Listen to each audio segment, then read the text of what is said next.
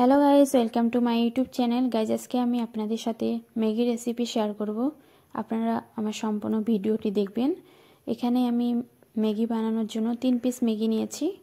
এগুলো আমি এখন গরম জলের মধ্যে সেদ্ধ করব। এখানে আমি ঠান্ডা জলের মধ্যে দিয়েছি।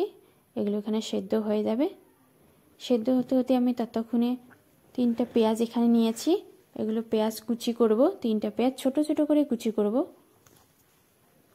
কুচি করে আমি একটা প্লেটের মধ্যে উঠিয়ে রাখবো। এরপরে 2টা লঙ্কা নেব। লঙ্কাগুলো কুচি করব ছোট ছোট করে। এর মধ্যে এগুলো কুচি করতে করতে আমার ম্যাগি সেদ্ধ হয়ে যাবে ততক্ষণে। তো এভাবে পেঁয়াজগুলো আমি একটা প্লেটের মধ্যে উঠিয়ে রাখলাম। আর এখানে 2টা লঙ্কা কুচি করে ছোট ছোট কুচি করে লঙ্কাগুলো সেমভাবে প্লেটের মধ্যে উঠিয়ে রাখলাম। এরপর আমি এখানে কয়টা ধনে পাতা নিয়েছি। ধনে পাতাগুলো কুচি করে নেব। কুচি করে প্লেটের মধ্যে উঠিয়ে রাখবো।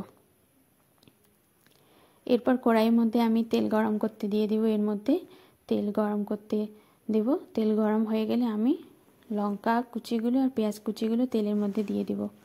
এগুলো ভালোভাবে একটু ভেজে 2টা ডিম আমি নিয়ে নেব। একটা প্লেটের মধ্যে 2টা ডিম ফেটে নেব। আর এই 2টা ডিম পেঁয়াজগুলোর মধ্যে আমি ঢেলে দেব।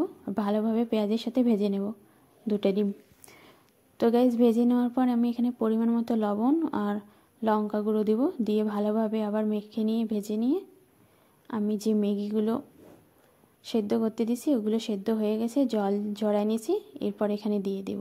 তো পেঁয়াজ ডিমগুলোর সাথে ম্যাগিগুলো আরও ভালোভাবে ভেজে নেব। আমি সবগুলো মেখে নিয়ে ভেজে নেব। ভেজে নেওয়ার পর আমি যে ধনে পাতাগুলো রাখছি ওগুলো দিয়ে ভালোভাবে মেখে ভেজে নেব।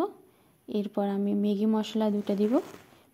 ম্যাগি মশলার সাথে আমি এগুলো সব আরও ভালোভাবে ভেজে নেব।